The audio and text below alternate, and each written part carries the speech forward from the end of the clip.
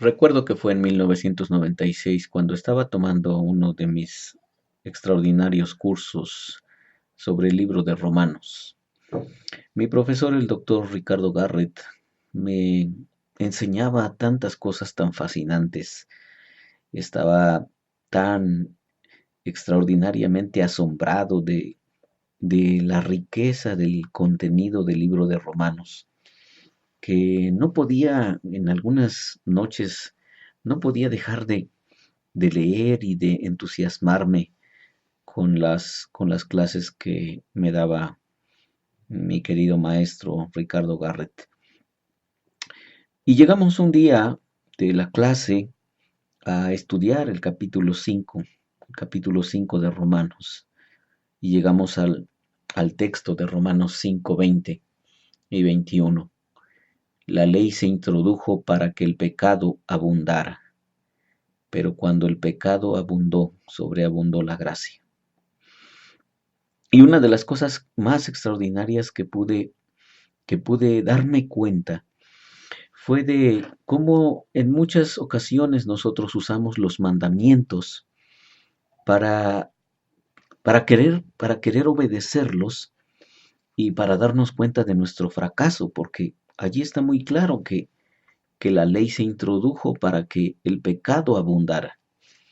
Cuando hay reglamentos, cuando hay leyes, nuestra naturaleza nos hace querer violarlos, no queremos someternos a ellos. Entonces, es muy claro lo que dice ahí el texto. La ley se introdujo para que el pecado abundara.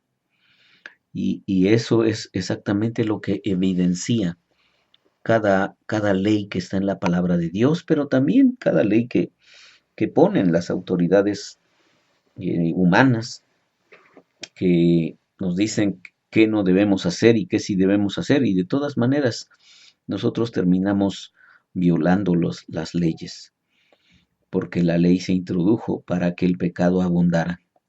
Pero, pero cuando el pecado abundó, dice ahí el texto, sobreabundó la gracia.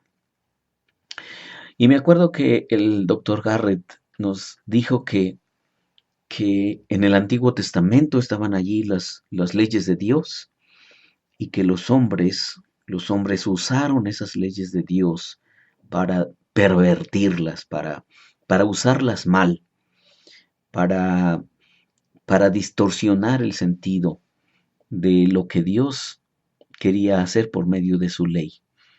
Dios dio la ley. Así me acuerdo literalmente de sus palabras del doctor Garrett. Dios dio la ley como una regla donde tú y yo nos podemos medir y darnos cuenta de cuánto nos falta para poderlas cumplir perfectamente.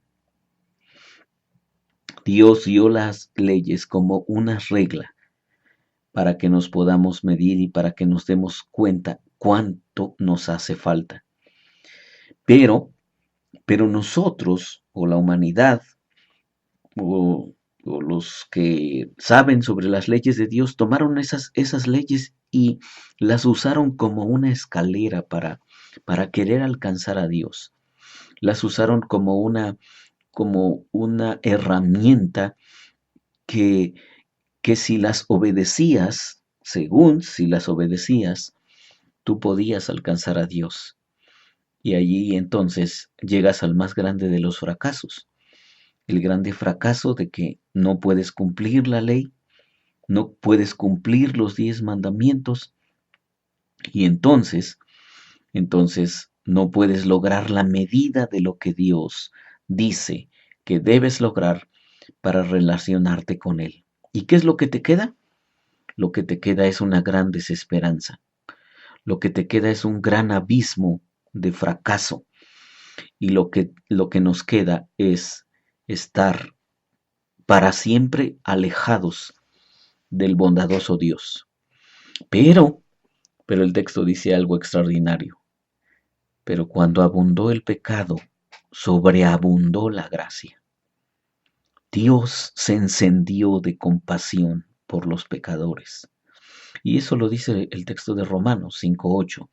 Dios muestra su amor en que siendo pecadores, Cristo murió por nosotros. Entonces, el amor de Dios se enciende por los débiles, los fracasados, los pecadores. Él se apasiona por todos nosotros. Y entonces Él hace algo extraordinario. Él da su vida. En la persona de Jesús, Él da su vida para que nosotros podamos tener una sana relación con Él. Fíjate esta frase de Julian de Norwich. Dice así: el mayor honor que podemos rendirle a Dios Todopoderoso es vivir con gozo porque sabemos de su amor. El mayor honor que podemos rendirle a Dios Todopoderoso es vivir con gozo porque sabemos de su amor. Y esa es la verdad. Cuando te das cuenta de que con todo ese fracaso, con todo ese desastre que has hecho de tu vida, con todos esos tropiezos que has tenido, encuentras que Dios te ama, que Dios nos ama. Entonces, tu corazón explota de alegría de saberte amado. ¿Por qué?